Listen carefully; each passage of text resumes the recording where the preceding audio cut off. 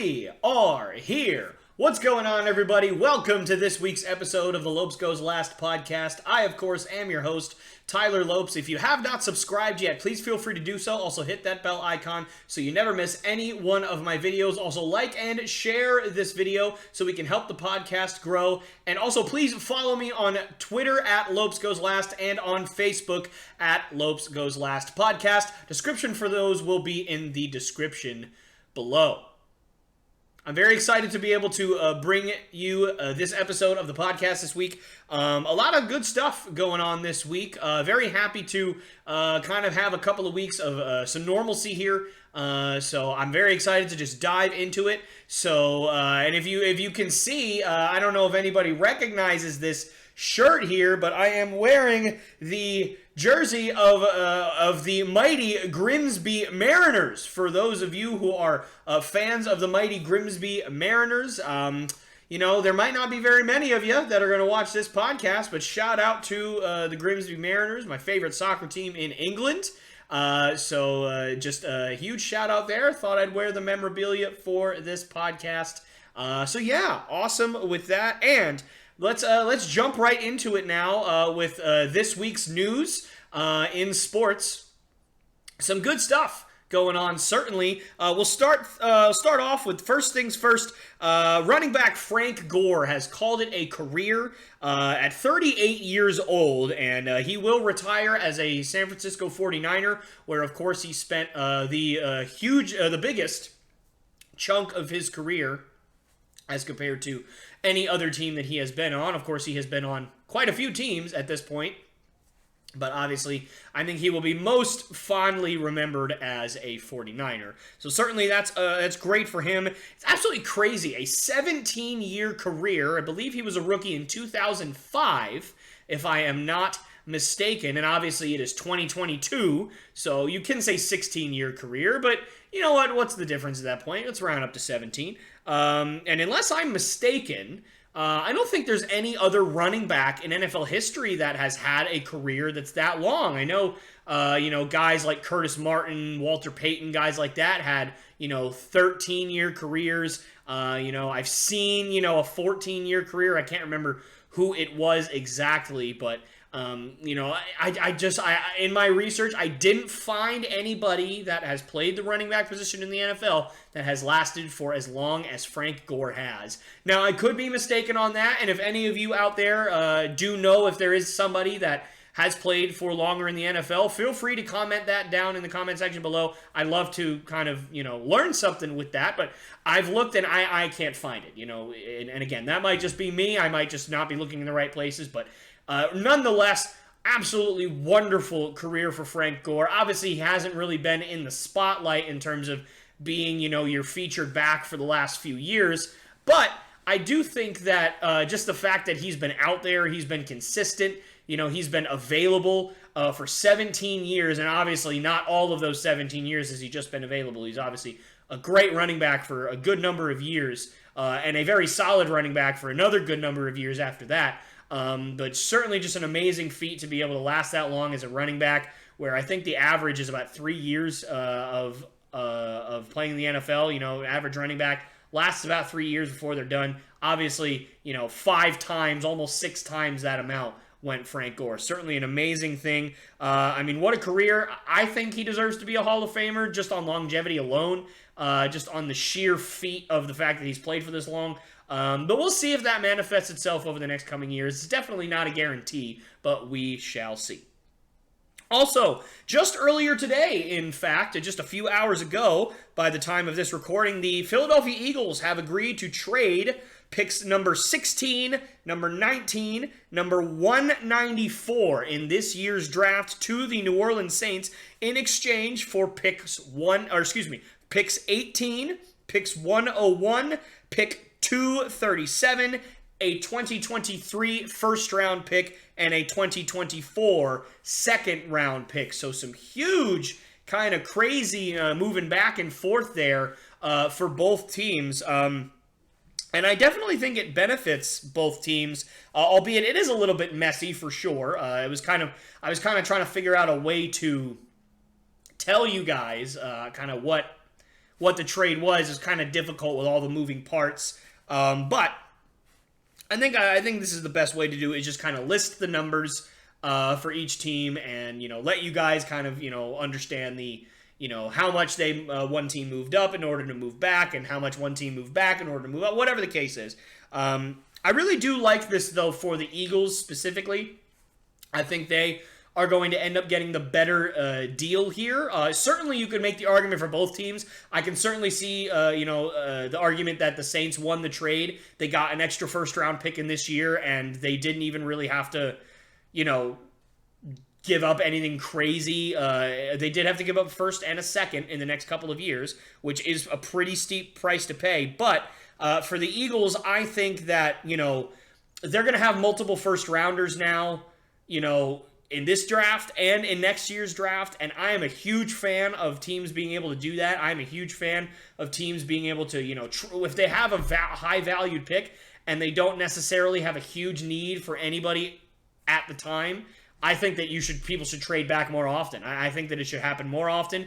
Teams try and get multiple first-round picks in certain drafts, because I just think that it ends up becoming more valuable for teams when you can have multiple guys that are super talented in the same draft coming to your team rather than just getting one. Now, obviously, that depends, right? I mean, you definitely can make the argument of, well, if you miss on all those picks, it doesn't matter how many picks you have.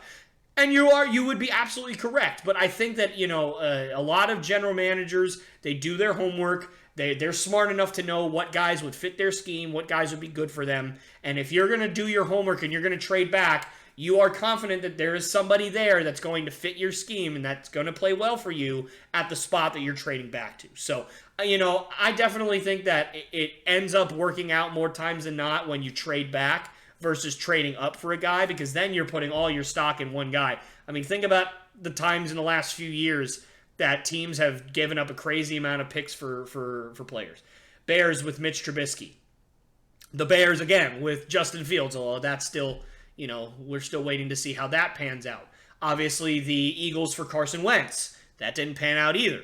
It just doesn't really work out a lot of times for teams trading up. It does work out sometimes. For instance, Kansas City Chiefs trading up in the draft to get Patrick Mahomes. It does work out sometimes. You certainly can hit on those. I'm not saying you can't, but I think that it will just work out more often than not. You get a whole lot of talent on a team, a whole lot of first-round picks on a team at a whole bunch of different spots. You have a good shot of being able to be successful, if anything, because you'll be able to save money at those positions in free agency so that you can build through the trenches, or, you could get your skill. You can spend $100 million on a skill position like a wide receiver or a running back if you really need to. I wouldn't spend $100 million on a running back, but, maybe somebody would. You never really know. So I just think that it definitely works out more times than not when you trade back. So I like this for the Eagles. Again, I can definitely see the Saints winning this trade in a lot of people's minds, being able to get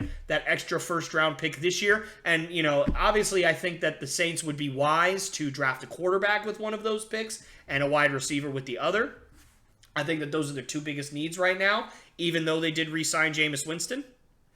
But we will see how that plays out, certainly within the next couple of weeks. April 28th is the draft, so it is coming up here. I do want to mention this before I forget, because it is very possible that I would forget by the end of this.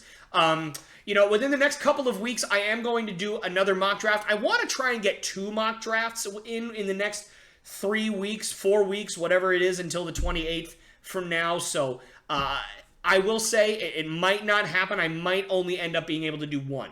So in case I am only able to do one NFL mock draft before, I want you guys to be able to help me decide which kind of mock draft I'm going to do. I've only done first-round mock draft with no trades as of right now.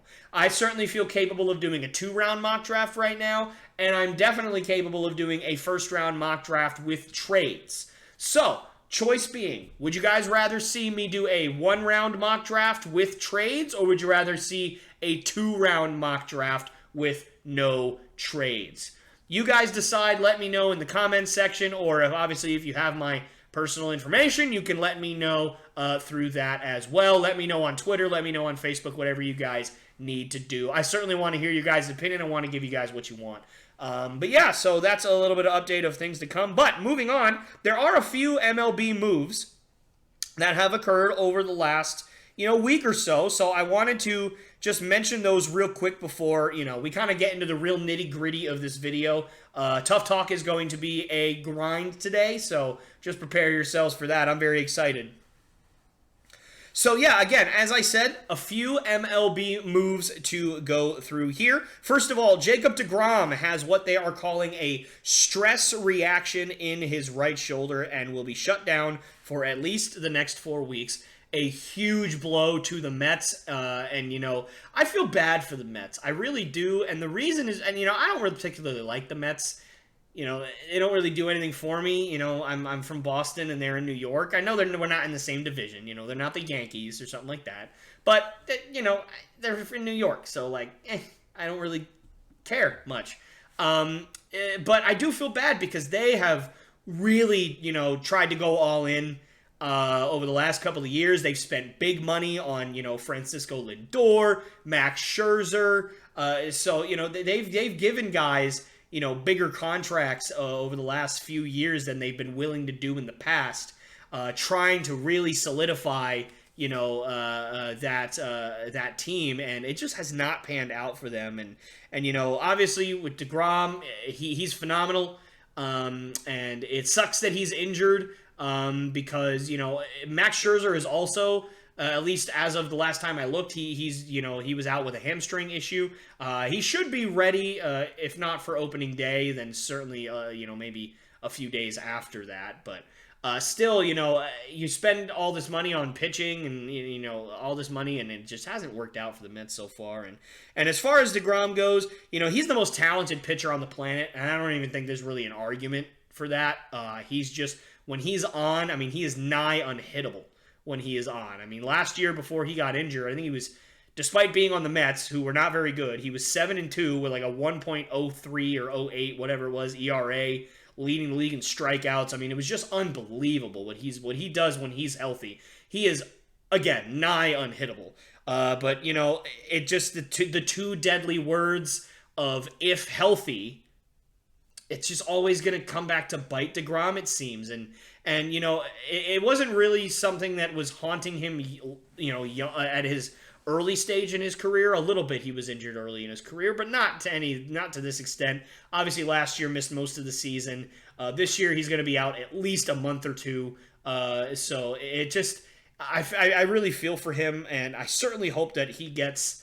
He gets back to his Cy Young form. He would have won Cy Young if he had stayed healthy last year. I don't even think there was really going to be an argument for that. And I certainly was hoping that he would come back this year and win Cy Young. But I think if he doesn't pitch for 2 months, I don't think he's going to be in the race, even if he completely dominates when he comes back. But I really hope he gets right because, again, when he is on, he is just incredible to watch. Next up, Sean Manaea has been traded to the San Diego Padres for 2 mid-level prospects in the Padres system. Another prime starter goes over to San Diego, and man, I think that the Padres are stockpiling pitchers for a nuclear apocalypse or something. I don't know what's going on over there in San Diego, but they have just decided that, hitting is for suckers, and the Padres are no suckers. I don't know what, they just decided to just trade and sign all of the pitching. They're just at a pitching buffet, and they are just going to town. They are, the Padres are the Golden Corral of pitching right now. And if you guys don't believe me, let's run through the list real quick. But seriously, they have so many starters that are, either top-of-the-line starters, borderline top-of-the-line starters, or really young up-and-coming guys that have the potential to be top-line starters if given the right opportunity. They have all these unbelievable starters. Here, let's run through the list. Sean Manaea, obviously, just got traded there. Yu Darvish, Joe Musgrove, Dinelson Lamet, Blake Snell, Mike Clevenger, Nick Martinez, Chris Paddock, Adrian Morejon, and Mackenzie Gore. So I believe that, unless I can't count that, is 10. Manaea, Darvish, Musgrove, Dinelson Lamet, Blake Snell, Mike Clevenger, Nick Martinez, Chris Paddock, Morejon, Gore. Yes, that is 10 starters, and there's only 5, maybe 6 starters in a rotation depending on your circumstances. But unbelievable how much good pitching that they have. Certainly, I think the Padres are going to end up making some more moves. They cannot keep all this pitching. It's just not feasible. I think, but I will say, the Padres did get hurt last year with a lot of underperformances and injuries in their rotation last year. So clearly they are refusing to let that happen this year. And I don't blame them, really. I really don't. So, now, honestly, if they can just get rid of that Eric Hosmer contract, they will be all set. A couple of Chicago White Sox trades to talk about. First off, they traded Craig Kimbrell to the Dodgers for outfielder A.J. Pollock. This is a good trade for both teams. Another one of those trades that I think benefits both teams. It just kind of, it's a swap of needs, right? The White Sox had kind of an overabundance of players in their bullpen, and so they were able to get rid of that kind of overabundance, or at least a little bit of it, and they needed help in their outfield, and obviously the Dodgers, vice versa, they certainly do not need any help in their outfield with Cody Bellinger out there, with Mookie Betts out there, with Chris Taylor out there, so certainly they do not need any more help out in the outfield than what they have, although, man, guys, what happened to Cody Bellinger, man? It's so sad. This guy was just a dominant hitter, won MVP. And last time I looked, he struck out like 17 times out of 21 at-bats or something like that in spring. My gosh, it's just so sad. But anyway, this is not about Cody Bellinger. I apologize for that. But no. So, again, the Dodgers didn't need A.J. Pollock, but they certainly needed, some more bullpen help after Kenley Jansen left for Atlanta in free agency. So, yeah, it's certainly a fantastic trade for both teams, although I do like this for the Dodgers a little bit more. I still think Craig Kimbrell has a lot to offer. He struggled in Chicago at the end of last year, but before that, he was really, really pitching well. A.J. Pollock, he's good, he's fine, but he's clearly not, a top-of-the-line outfielder, and he never really has been a top-of-the-line outfielder, whereas, while Craig Kimbrell is probably, at this point, a couple of years past his prime, he showed last year that he can still do it with the best of them if given the right chances and if he figures it out. I'm not saying that he will do that for the Dodgers, but I'm saying out of the two of Craig Kimbrell and A.J. Pollock, I certainly think Craig Kimbrell has more of a chance to be a gigantic impact player in L.A. than A.J. Pollock does in Chicago. But certainly Chicago needs the outfield help. And also, one of the reasons why I like this a little bit more for the Dodgers is not only do I think that Craig Kimbrell just kind of has more of a shot to really be impactful, I just think that the White Sox didn't really need as much help in the outfield as I think people are letting on. Obviously, you got Lou Bob and Eloy Jimenez out there. That's a given. Those are two of the best outfielders in the game, albeit Eloy is a little bit of a liability defensively. But offensively, forget it. Right field is certainly an issue. But, there's a couple of guys on that team already that I really, really like. Andrew Vaughn, I think, still shows some promise. He had a really rough year last year. I was really hoping that he would step up a little bit more last year. He just didn't. But Gavin Sheets really did impress me last year for the White Sox. And he certainly has some experience in the outfield for them. And obviously also plays first base a little bit. But I really like Gavin Sheets specifically a little bit more than Andrew Vaughn, especially at this point. I thought if Gavin Sheets was given, a significant playing time out there in right field, I thought that he would really be able to blossom this year and help them out on offense and on defense. But obviously the White Sox were not willing to take that chance, at least not on paper. We'll see kind of how it plays out. Gavin Sheets might still get, 500 at-bats this year, 450 at-bats, whatever it may be. We'll see. But, again, I think that, the White Sox could have also given some of their young guys a little bit more of a chance. They have a great farm system over there in Chicago still. So we will see. But yeah, and then the other trade for the White Sox was trading catcher Zach Collins to the Blue Jays for fellow catcher Reese McGuire. I think this is more a trade, where it's just kind of par for the course. It's not really going to move the needle in really any direction for either team, I think. Reese McGuire and Zach Collins, I think, are both in the same boat. Both talented guys that were taken high in their respective drafts. They're both 27 years old. They've both underperformed and sat behind really good catchers over the last couple of years. Obviously, for the Blue Jays, excuse me, you still have Danny Jensen and Alejandro Kirk, and then obviously in Chicago you have one of the best catchers in baseball, Yasmani Grandal, back there. So I just think that this was more of like a kind of changing of the scenery situation for both guys, and let's see if either one of them kind of ends up taking the reins and really going for it, going with it. I don't really foresee either guy really doing that. Again, they're both 27 years old. Neither of them have really amounted to much in the major league level. They've been given chances. Neither of them have hit above 240. So I don't anticipate it being any kind of crazy move, but we will see. You never know. Guys that are drafted this high, sometimes they are a little bit of late bloomers, and sometimes it just takes a little bit of a change of scenery to figure things out. Maybe, a coach on another team, spots something that the other coaches didn't. You figure something out. All of a sudden, you turn your career around. So we will see what happens with that. But right now, let's move on to Tough Talk.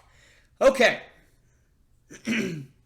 So for Tough Talk this week, I thought that I would do something that I have wanted to dive into for many, many years. This is much like last week. If you have not seen last week's podcast, go check that out on my channel. But this is much like last week's Tough Talk, where, the kind of hatred that I had for the LA Angels had been stewing and stewing for years and years and years. And this is also something that has been stewing for years and years and years. And I am just kind of ready to talk about it and just share the story with you guys about what I have to talk about today. So let's dive in. There are some franchises in sports that are just bad, and they always have been bad. Unlike the Los Angeles Angels, who have won a World Series in their storied history and have had many, many teams that were very, very, very good, especially in the 2000s and late 1990s. There are just some teams that have never really been able to put it together across three major sports: NFL, MLB, NBA, obviously. The Falcons come to mind. They have a complicated, often really just raunchy and stinky history with things, but at least they have gone to a couple of Super Bowls. They've lost those Super Bowls, but they have gone. They have made it to the very last game of the season. They have made it to the championship, and even though they lost, they made it there. So they at least have that going for them. The Sacramento Kings have been putrid for the last decade. I mean, I cannot think of another word to describe it other than just putrid.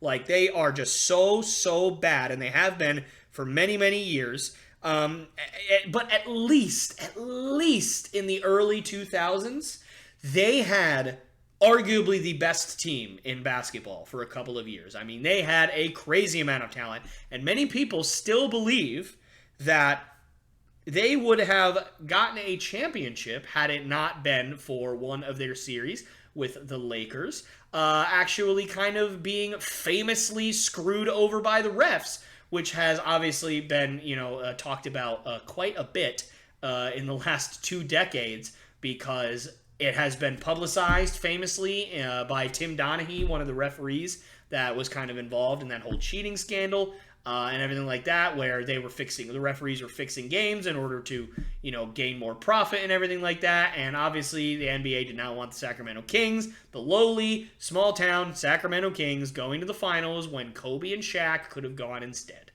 And this is not me speculating, by the way. This is all history. This has all been written about. This has all been confirmed that Game 6 of that series, I believe it was 2003. I could be wrong about that. Somebody fact-checked me down in the comment section below if I'm wrong. I feel like it might be 2005 too. I don't remember. But it was sometime in the early 2000s. They were in the Western Conference Finals, and the referees quite literally completely screwed over the Kings. They refused to call fouls for the Kings.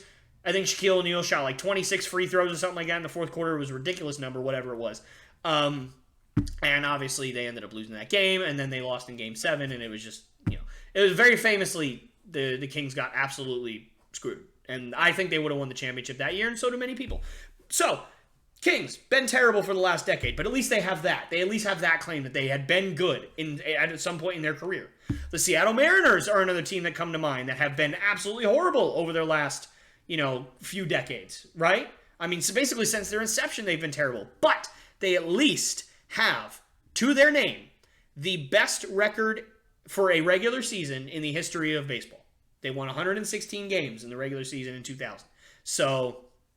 Or 2001. One of those two. I don't know why I'm losing all these years today. I don't know what's going on. But nonetheless, one of those years, they won 116 games. So they can make that claim that for a few years, they had an unbelievable team. Ken Griffey Jr., Alex Rodriguez, Edgar Martinez, Jay Buhner. You guys get it. Randy Johnson, obviously. So, again, even I'll talk about it, the Detroit Lions. I mean, that's probably the first one that came to a lot of your guys' mind is like, man, the Detroit Lions haven't done anything for like 50 years. You are correct. They haven't done anything for like 70 years, actually. But you know what? In the 50s, I know it's in the 50s, certainly I wasn't alive in the 50s to watch it. My parents maybe weren't, my dad was one. When the Lions were good. So even he wasn't watching the Lions when they were good at that point. So,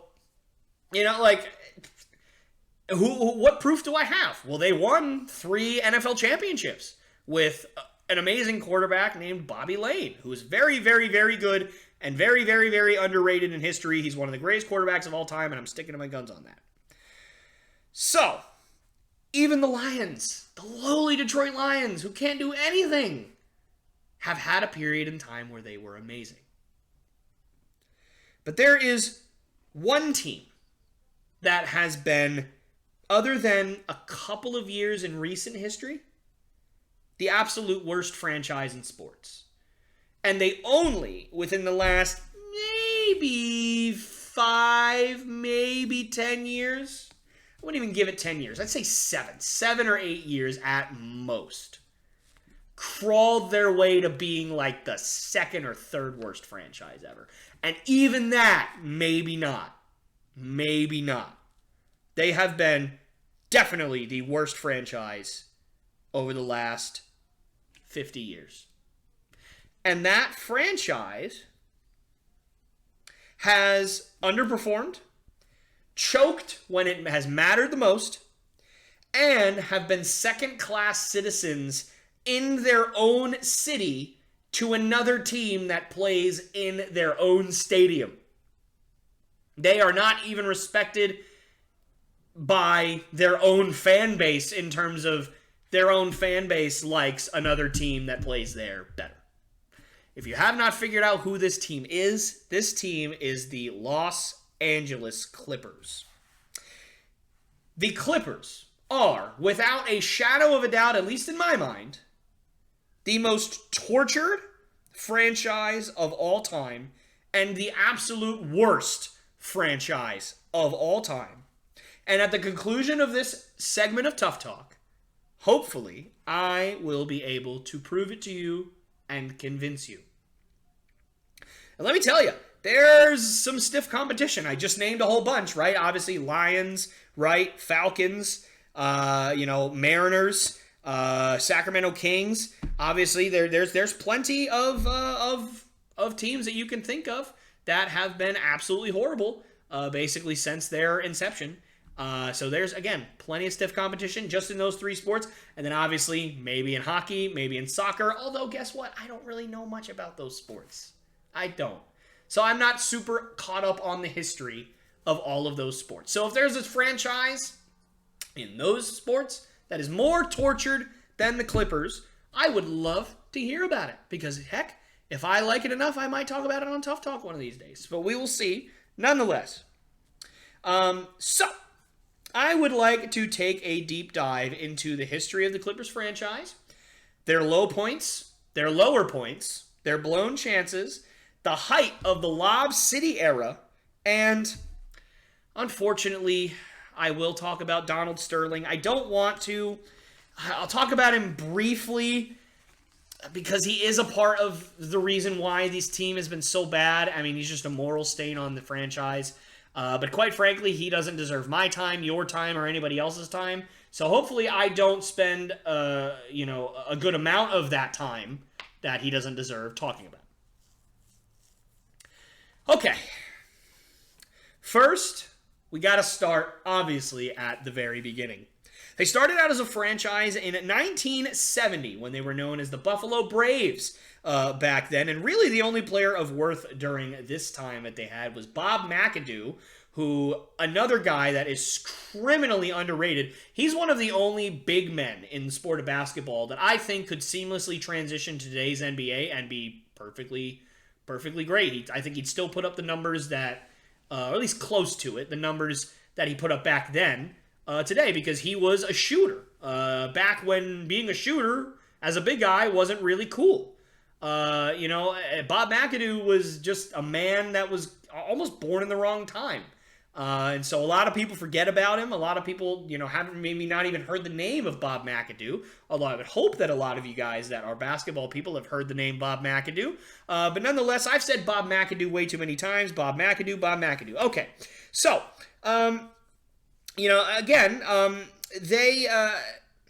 he's one of the greatest big men of all time. So he was great during this time. And they also drafted Adrian Dantley during this time in 1976. He ended up winning Rookie of the Year, actually, and ended up becoming a Hall of Famer. Only problem is that they traded Dantley to Indiana in 1977. So he played for 1 year for the Clippers, and he eventually had a Hall of Fame career mostly in Utah. Now, I want you guys to keep this in mind. Adrian Dantley played for 1 year and ended up being really good. That's going to be a pattern. All right? I'm just warning you right now. That's going to be a pattern. What did they get for Adrian Dantley? They got Billy Knight. Not as good of a player as Dantley, certainly. Not in the Hall of Fame or anything like that, but he was serviceable. He was very, very good. In 1977, he averaged 23 points per game and 7 rebounds per game. So certainly no slouch. Absolutely no slouch. And then, at the conclusion of the 1977 season, he was traded to Boston, along with Nate Archibald, also known as Tiny, who is another Hall of Famer, for what equated to, roughly speaking, a 3/4 of the way eaten barbecue chicken wing, and also 18 caterpillars that turn out to be caterpillars that don't know how to make cocoons. So unfortunately, these are very useless caterpillars. So that is essentially what the Clippers decided to trade these two great players for, but we'll get more into that a little bit later. So, you may think, hey, at least they had Tiny Nate Archibald, right? You didn't mention him earlier. You said he's a Hall of Famer. He said he was on the team. So at least they had Tiny. Except that he didn't play for the Buffalo Braves, actually. So what happened was, as soon as he got to Buffalo, he tore his Achilles tendon, did not play for the entire 1977 season, and he never suited up for the Buffalo Braves before he was traded. So, wonderful. That's just great. In their first 20 years of experience, at the time, Buffalo Braves and eventually San Diego Clippers, they ended up going to the playoffs 3 times in 20 years. And they had a top 3 pick in the draft 7 times. And that is not including the times that they also had a top 3 pick in the draft that they traded away. And here is a short list. Here's a short list of the players that were available when they picked, but they chose not to pick them. Tiny Archibald. Hey, there he is again, the little scamp. Jamal Wilkes. Walter Davis, Robert Parrish, Alex English, Dominique Wilkins, Clyde Drexler, Dale Ellis, John Stockton, and this next handful that I'm about to mention is in one draft that they missed on. Xavier McDaniel, Chris Mullin, Detlef Schrempf, Charles Oakley, Joe Dumars, and A.C. Green. And who did they draft in that draft? Benoit Benjamin. Fantastic. Great. What a choice, I tell you.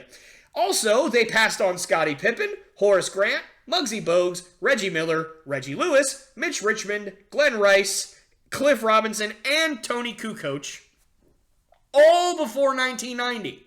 So this is all in 20 years. These are all either Hall of Famers or borderline Hall of Famers, guys that were all-star multiple time over. And, most of these guys are, at the very least, borderline Hall of Famers. And a lot of these guys are actually Hall of Famers. And again, all this is before 1990. There's still 30 years of awful drafting to attend to.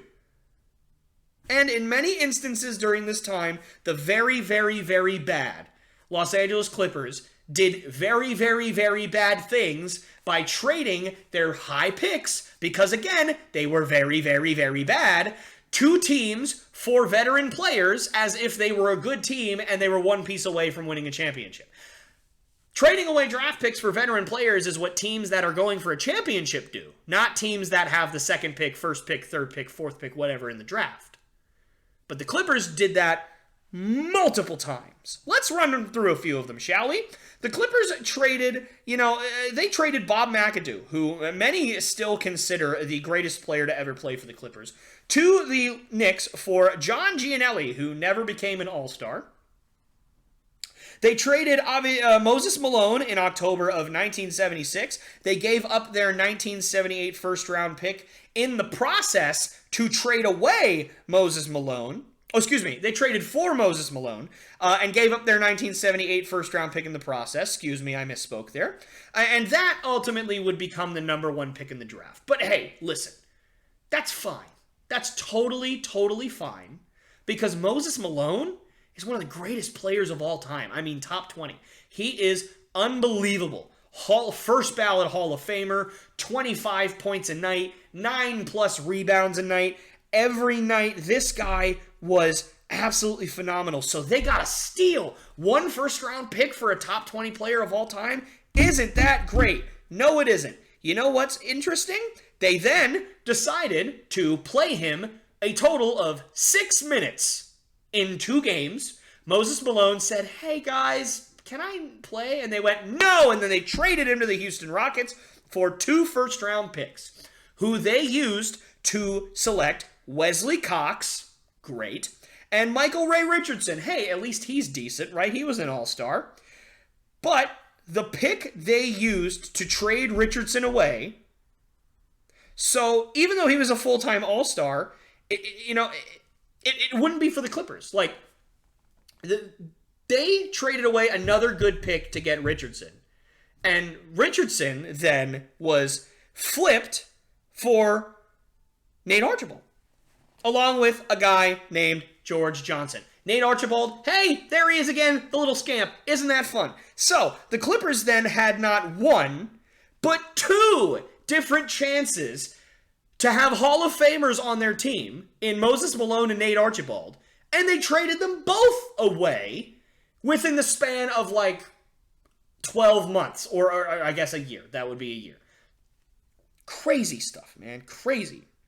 And then, as I mentioned earlier, Adrian Dantley, who was Rookie of the Year in 1977, was traded for Billy Knight, as we already talked about. He was shipped off in the Nate Archibald trade, along with the magnificent Movin' Marvin Barnes. I mean, that's 2 fantastic nicknames, is that not? Magnificent Marvin Barnes? Movin' Marvin Barnes? I'm jealous. I wish my name was Marvin, because I would love to have the nickname of Movin' Marvin Barnes. It's amazing. And he was a very, very underrated player in his day. You guys should go look him up on Basketball Reference. He certainly had a great career. Also, they got 2 second-round picks for 1 year of Kevin Cunnert, who stunk. 1 year of Kermit Washington, who stunk. And the last 3 really bad years of Sidney Wicks, and an okay career of a guy named Freeman Williams. So all of that was in 1 trade. So let me just clarify here, just so you guys make sure.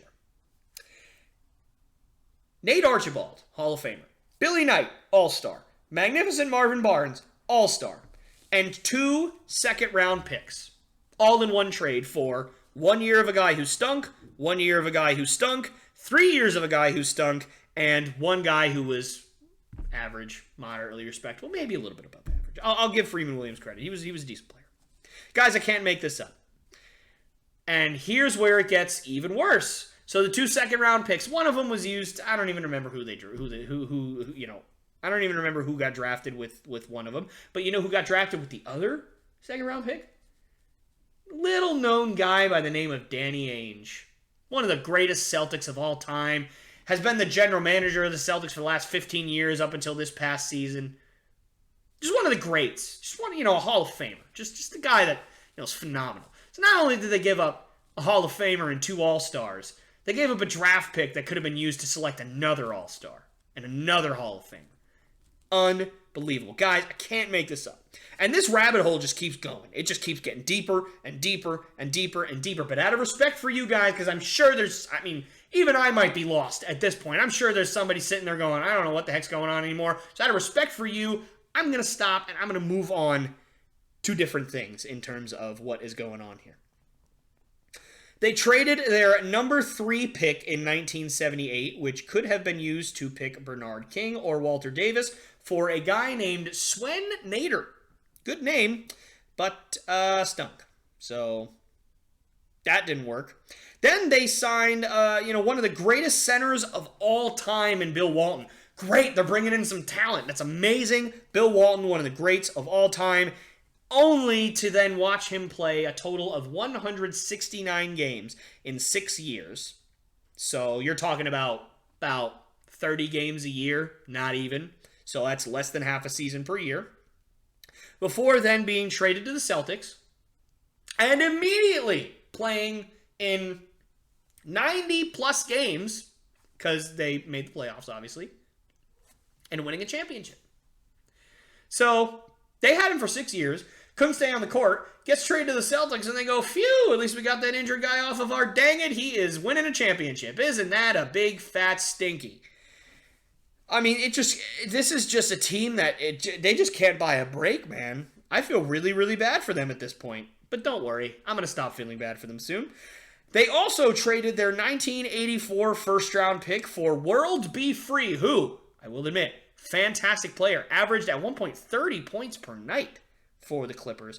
Absolutely great. But you know what? As great as he was no Charles Barkley, who the 76ers used the pick given to them by the Clippers in this trade to select in the draft. Yeah. So even when you win, even when you get a guy who's dropping 30 a night, you still missed out on a much better player. They also traded away their 1986 first-round pick for Joe Bryant, whose most significant basketball accomplishment is being the father of Kobe Bryant. He was maybe average. I mean, I don't even think he was average. I think he was probably below average for most of his career. And that last pick turned out to be the number 1 pick in the draft again. Nice. So, to summarize, in total, the Clippers had 3 Hall of Famers on their team that were traded away and never became Hall of Famers for that franchise. And they had a chance to draft 6 more from 1976 to 1984. Unbelievable. And way more beyond that over the next few seasons as well. So, none of this is great, right? Obviously, I mean, you guys can, even if there's a lot of information there, so even if, it's kind of like, whoa, a lot of numbers and stuff like that, I get it. But you can still tell, man, these guys are really bad at drafting and really bad at trading and just all that. But you know what? You haven't talked about their performance on the court yet. I mentioned a little bit they struggled to make the playoffs, but maybe they were just barely missing out on the playoffs. Nope. From 1976, so when all this trading and not drafting good players shenanigans started, all the way to 1991. That is 15 years. The Clippers made the playoffs exactly 0 times in 15 years. And you know what? With the amount of stupid moves that they've made, it makes sense, doesn't it? I mean, you just can't put together a good team if you can't draft, you can't trade, you don't sign anybody in free agency, because I'm pretty sure for most of that time, free agency wasn't even a thing, or at least it wasn't like it is today. So, what are you going to do? Nothing. They're just going to stink. That's what they're going to do. And even better than that, from their inception, so from 1970 all the way to 2005, that's 35 years. Or excuse me, I'm completely mistaken. From 1977 to 2005, the Clippers won zero playoff series and only made the playoffs a total of 3 times. From 1970 all the way to 2005, they won 3 playoff series in 35 years. 3. Just series. 3 playoff series in 35 years. And they were all back to back to back early in the 70s when Bob McAdoo was still on the team. This is before 1976. So again, that means from 77 to 2005, they made they won no playoff series. They made the playoffs a couple times, but they didn't win. I mean, this is just sad. I mean, you know, the only way that this could be worse is if Donald Sterling was your owner. I mean, at least they don't have that. Oh, hang on. Sorry, guys, I'm getting a phone call. Hello? Wait, he was? No, you're lying to me. No, he wasn't. No, there's no way that... He was? All right. Well, that just ruined my day. All right. Yeah, I'll take pepperoni. All right, see ya. Okay, so Donald Sterling was their owner. So I guess I'll have to talk about that now. So Donald Sterling became the owner of the Clippers in 1981, and by this time they had become the San Diego Clippers. They were no longer the Buffalo Braves. I know I mentioned that earlier, so that might have been confusing. I believe that they changed to the Clippers sometime around 78, 79, something like that. So by the time Sterling had taken it over, they were already the San Diego Clippers. He took them over and then immediately moved them to LA the first chance he got. I mean, seriously. Now, well, okay, that's a bit of a lie.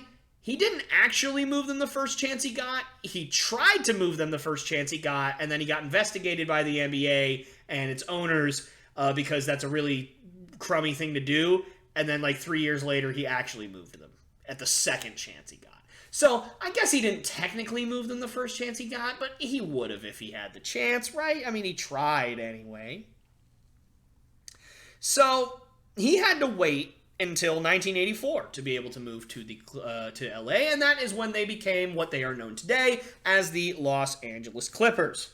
Obviously, his leadership didn't lead to much success in LA, as they went to the playoffs a total of 4 times from 1984, when they became the LA Clippers, all the way to 2010, and only won 1 playoff series in that time span. So certainly, you know, Mr. Sterling did not help in that way.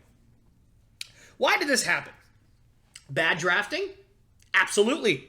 Your 3 All-Stars in 1988, Norm Nixon, Marquise Johnson, and Derek Smith, all having career-ending or career-altering injuries within the same year and either never playing again or never even being close to what they were before. Again, check, they got that covered. Great players like Danny Ferry refusing to play for them, and yet Donald Sterling being so dumb he drafts them anyway, only to have to trade them for absolutely nothing. Yep, that happened also.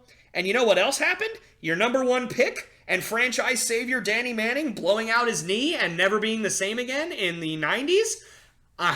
Absolutely. Abso-freaking-lutely. That happened too. Oh, and you know what? They drafted Michael Olocandio at number 1 overall. The Candyman can't play basketball. He was so bad, guys. Seriously, it's really bad.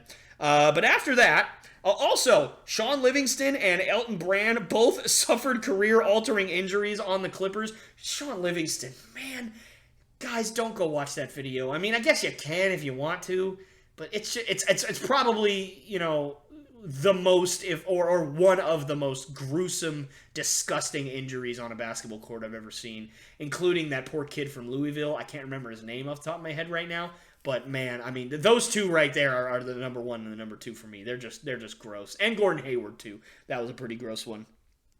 Oh, and by the way, I know that I skipped like 10 years there. Like I started talking about the 80s and then I kind of talked a little bit about the 90s and then kind of skipping right to like 2007. And the reason is because nothing happened. Like nothing happened. And I don't even mean like there was like a whole bunch of bad drafting. No, I mean literally there's nothing of worth to talk about for like 10 years with the Clippers. Like they were just existing in life. And they didn't have any good players. They didn't have any bad players. They just were kind of there for like 10 years. They were just in LA, not being the Lakers. Basically, they were wearing white jerseys and calling themselves a name that we don't know what it means. And also, they were just there. That's pretty much what happened for like 10 years. But now, there's hope. Because in 2009, the Clippers draft Blake Griffin at number 1 overall. And in 2011, they trade for Chris Paul. And Lob City is born. You add in Eric Bledsoe, DeAndre Jordan, Chauncey Billups, and you've got yourself a team that gets eliminated in the semifinals of the playoffs. But hey, you know what? That's okay.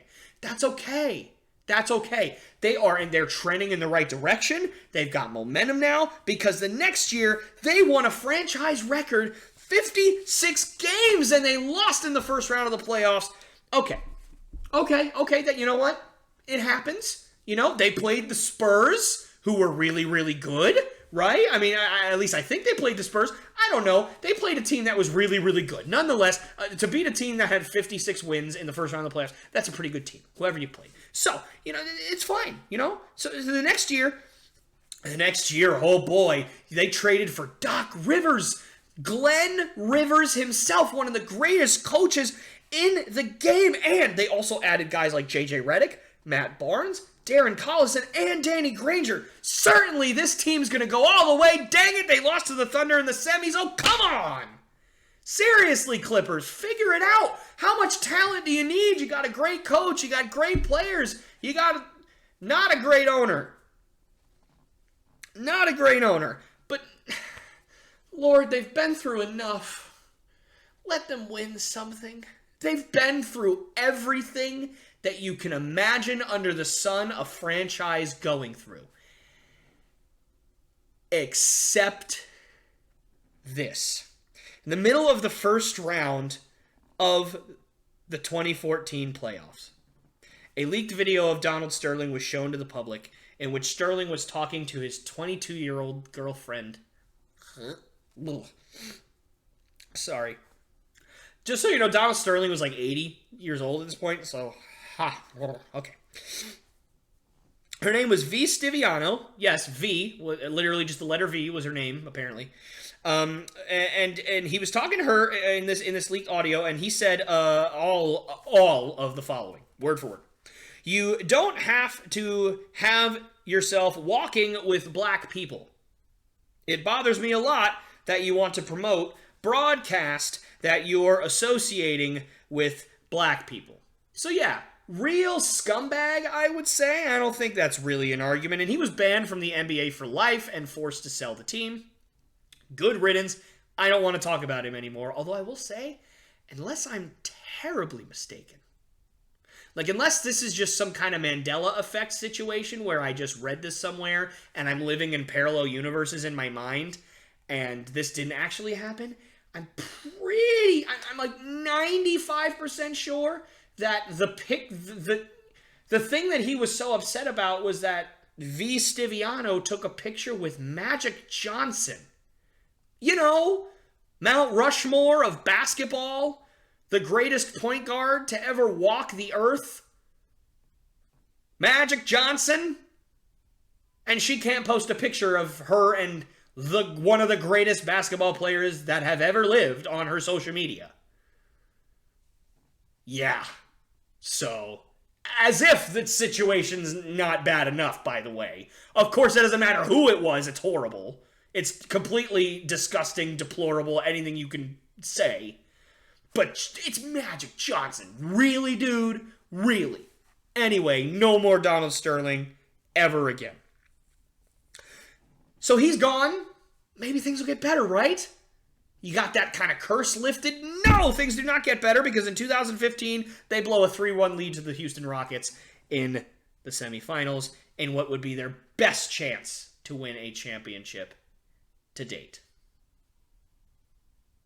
Sad. Really, really sad. And then they wouldn't win another playoff series until 2019, where not even the combined might of Kawhi Leonard and Paul George can cut the Clippers' curse. But then, in 2020, they did it. They didn't win the championship. Don't get no. Clippers don't win the championship, guys. Come on, have you learned nothing? They did it. They made it to the conference finals. They've never done that before in their history. That's awesome. 2020, yes, it was a COVID year. Yes, it was in the bubble. Yeah, it was a weird season. And so, all you have to do is kind of get hot for a couple weeks and off you go. But hey, they made it, and that's awesome. But then they got absolutely run off the floor by who? Chris Paul and the Phoenix Suns. Chris Paul, the guy who was traded to them in 2011 as an all-in move to win a championship. He goes in there and crushes them with another team. And now, right now, the Clippers are currently in the middle of yet another season where their best players have been out for most of the year, although Paul George did just recently come back a week ago, 2 weeks ago, whatever it was. And they have absolutely no hope of playoff success this year. They just don't. And maybe in the future even. I mean, who knows, right? I don't really know what's going to happen. Unless I'm mistaken, I think Kawhi Leonard and Paul George both have opt-out clauses this year. And honestly, I wouldn't want to stay there if I were them. I'd want to go somewhere else. That's just me, though. I don't know. Ooh, that hurt. I mean, that really, really hurt. Guys, the Clippers, if they aren't the worst franchise of all time, they're up there. I mean, they really are. I mean, if I couldn't convince you with everything that I talked about, I know I kind of, went off the rails a little bit in certain parts, and certain parts kind of get a little bit confusing, especially when your host misspeaks because he's a dingleberg. But let's put it this way: they've gone through 19 coaches in 50 years. Now I know that doesn't sound like crazy, like, oh, I figured it'd be actually a lot more than that. But you got to understand, guys like Mike Dunleavy were there for like 7 or 8 years. Doc Rivers was there for like 7 or 8 years. So barring a couple of decent coaching runs for like 5-7 years, most of the 19 coaches would just kind of flip-flop back and forth year by year by year by year until they get like one coach out of like 10. And then they go on a bit of a run. And then they get year by year by year again, and then they go on another run. So, it's a little bit worse than I think the 19 out of 50 years gives. And also, by contrast, the Clippers have won a total of 10 playoff series in their franchise history. So, in 52 years, they have won 10 playoff series. And they have had 19 coaches. Crazy, man. Crazy. It's sad, it's demeaning, and it is my argument for the Los Angeles Clippers being the worst franchise in the history of sports. But let me know what you guys think down in the comments section below. I'd love to hear your guys' thoughts on what I talked about. If there's anything that I missed about the Clippers that I should have talked about, or if there's another team that you guys think, even with all the evidence that I presented, is a worse franchise than the Clippers, I'd love to hear about it, and I would love to have that conversation with you soon. All right, all things Boston. Here we go. Let's talk about the Celtics. The Celtics have sort of come back down to earth here over the last week or so. They lost Rob Williams. Obviously, I talked about it last week. So they lost to the Raptors and to the Heat over the past week. But they were able to beat the Pacers and absolutely cream the Wizards. So certainly there's no reason to panic or anything. It's not like our season's falling apart or our team's falling apart as of right now. But as I said last week, Rob Williams really is the key to this team. He was the key to both ends of the floor. I mean, offensively and defensively. Obviously, you got guys like Jason Tatum and Jaylen Brown that are putting in 24, 27 points a night, whatever the case may be. But what Rob Williams does on offense with his screens, with his passing, with his lob threat ability, he just opens up that offense to a whole nother level. And I'm not saying that the Celtics aren't a good team without Rob Williams. They clearly are. But Rob Williams is the reason why they're top of the line instead of being, upper middle as they are right now. And furthermore, what I didn't realize about the Raptors game specifically is that not only did Rob Williams not play and Al Horford not play, but Jason Tatum and Jaylen Brown also did not play during that game. When I was recording last week, that game was in progress, and I genuinely had no idea that Jaylen Brown and Jason Tatum were going to miss that game. So, as if you guys had seen the last episode, you would have seen, me kind of ask my future self, did they win? And they did not. And when I looked at the box score, they lost in overtime, and yet 4 of their starters didn't play. Basically, not their entire offense, but a large majority of their offense did not play in that game, and they still nearly pulled it out on the back end of a back-to-back, flying from Boston to Toronto. Oh, man. I mean, that's just amazing. I mean, if that doesn't show you the guts and the heart of the Celtics, I don't know what does. But right now, they are hovering around the 2-3-4 seed right now. And I really think that the 3 and 4 seed is a good spot for them. They're currently projected to take on the Raptors in the first round. I think after the Wizards game, they might be in second place. I'll have to take a look at that later. Which, if that's the case, then they would obviously play the winner of the 7-8 game. Which, right now, the Brooklyn Nets are not playing in, which would be really nice if the Brooklyn Nets did not play in that game and ended up being, at the very worst, the 8 seed. So I think that would certainly be nice. But that's obviously not a guarantee.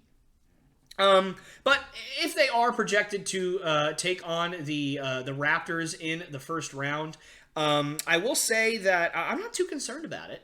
And the reason is because there was a smaller story. I will say this before I get into it. There was a smaller story where the Celtics didn't comment on whether everyone was vaccinated or not. And obviously going to Toronto, Canada has certain rules and stuff where, if you're not vaccinated, you're not going to be able to play, if you can come into the country, all that stuff.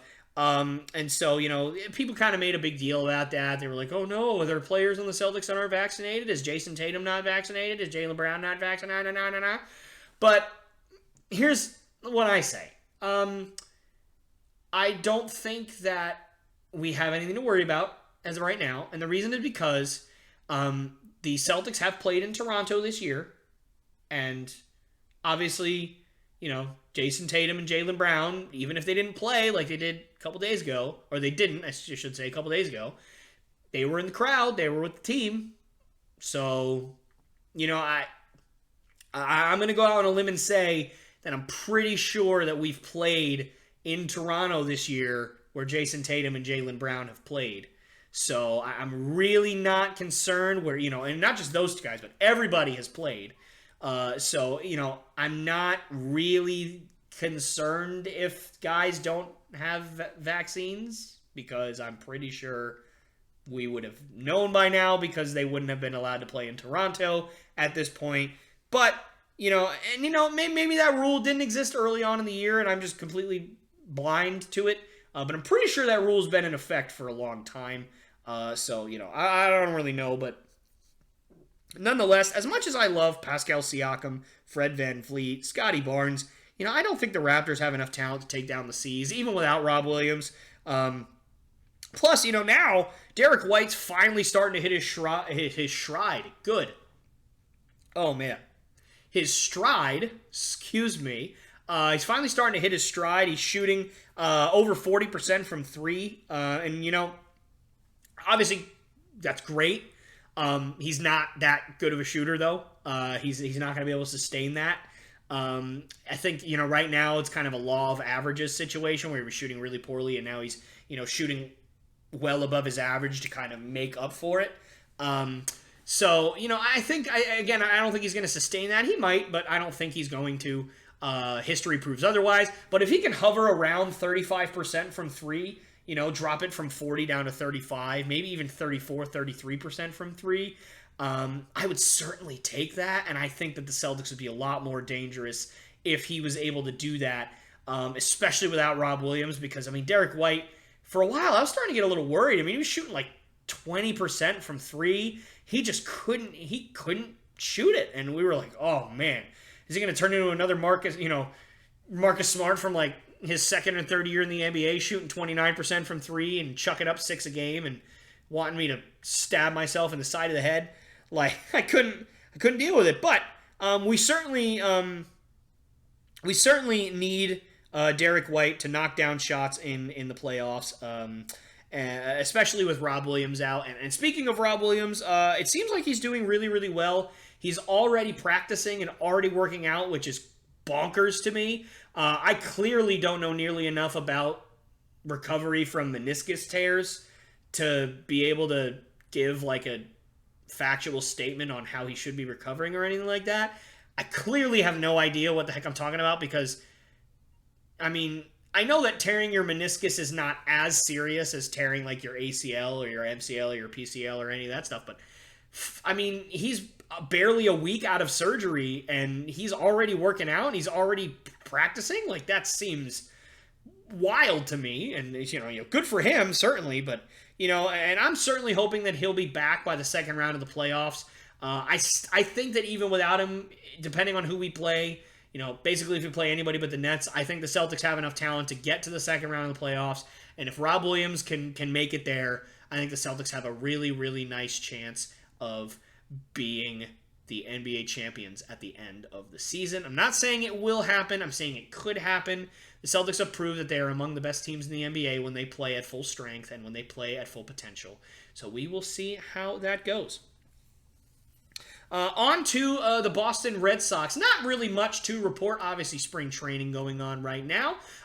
Rich Hill was just named the 5th starter, which is kind of what I talked about last week, so it's not really a surprise. Only thing I will mention is Rafael Devers is absolutely tearing the cover off the ball this year in spring training. I think he's got 6 or 7 home runs already in spring training. He's just absolutely launching baseballs. It's good to see that he's recovered from his little bit of back trouble that he had at the end of last season. So, hot take, guys? Maybe not, but could Rafael Devers be in the MVP conversation this year?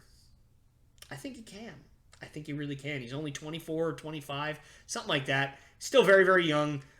He's been in the MVP conversation, the last few years. Not really high up there, but he's been in it, top 10, top 15. So I certainly think that I can foresee Rafael Devers taking another step forward. And if he's a guy that's going to hit 42, 45 home runs, 120 RBIs this year, hitting like 305, 310, I really think that he's going to be in the MVP conversation this year.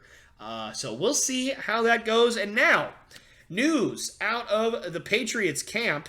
And definitely some welcome news at that. The Patriots traded a 2023 third-round pick to the Miami Dolphins for wide receiver Devontae Parker, as well as a 2022 fifth-round pick. So, Patriots getting a good wide receiver and a fifth-round pick in this year's draft. Now, I talked a little bit about Devontae Parker in my segment last week about Tyreek Hill and his contract. If you either saw that in the full podcast or saw the clip that I put up about that, you will have at least maybe in the background heard me talk about Devontae Parker a little bit, and I certainly like him a lot.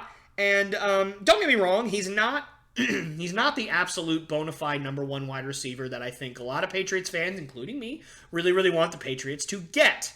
But he is a great wide receiver. He's not an A.J. Brown. He's not a Justin Jefferson, but he's very talented.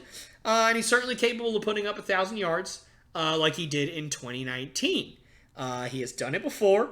When he's healthy, he is among the upper echelon of wide receivers. But there's that key phrase again, if healthy. He hasn't been. That's been the problem for Devontae Parker. I almost said Devontae Adams, but I didn't. Devontae Parker over the last few seasons since he's joined the NFL, really. He's only played a full season once in his 7-year career, so it's pretty much always been health with him. I mean, it hasn't been talent. It's been his lack of sustainable health.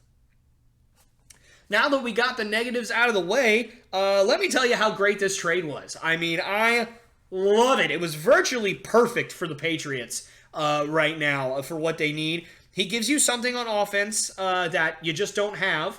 I mean, you kind of have it with N'Keal Harry, but he's not good.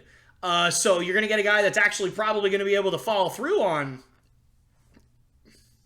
his talent there. Excuse me. But yeah, so he's fantastic. He's 6'3", over 200 pounds. So he's going to be able to give you that guy that's going to get your 50-50 balls. He's going to be able to get jump balls. He's going to be able to, use his body to shield off defenders in the end zone, which you have with your tight ends, but you don't really necessarily have with your wide receivers. He's young. He's controllable. He's got 2 years left on his contract, and I think he's owed just over $5 million in each of the next 2 seasons annually. So, I mean, that's pretty darn good considering how much money these wide receivers are getting paid nowadays. He can slot right into the number 1 or number 2 wide receiver role without really any kind of discussion or really any, much adjustment period because he's just that good.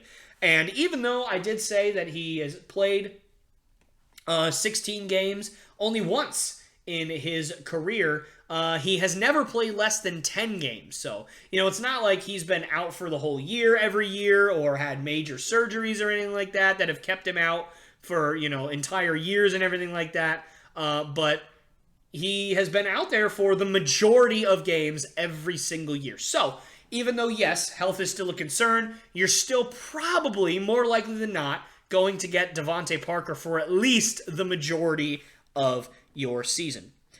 And the Patriots got an extra pick in this year's draft, an extra 5th-round pick, in a very, very deep draft class, so certainly they could use it to, help rebuild that offensive line that's been wary. You may be able to even take a linebacker back there in the 5th round that you like, maybe even a defensive back, something like that. There's plenty of options that you can have for the Patriots, and all they had to give up was a 2023, so next year, a 3rd-round pick, which, that's a decent pick, but the Patriots, because J.C. Jackson left in free agency this year, they are going to get a 3rd-round compensatory pick in next year's draft. So they will, at the very least, still have 1 3rd-round pick to their name. So, yes, it would have been nice to have 2 3rd-round picks. It always is nice to have more picks, but if you're going to give up a pick, you might as well at least get a similar pick in return for it, and that's exactly what the Patriots did. So, quite frankly, I'm super duper excited about this move. I think Devontae Parker is very underrated, but we will have to see if he can blossom in a Pats offense that has been notoriously tricky for newcomers. Just ask Mohamed Sanu, just ask Josh Gordon, just ask Chad Ochocinco. There's been plenty of examples of wide receivers that have come into the Patriots system and just cannot figure it out. And, maybe that's a flaw in the system, but that's just the way it's been. So, even with that, I don't think the Patriots could have done much better here.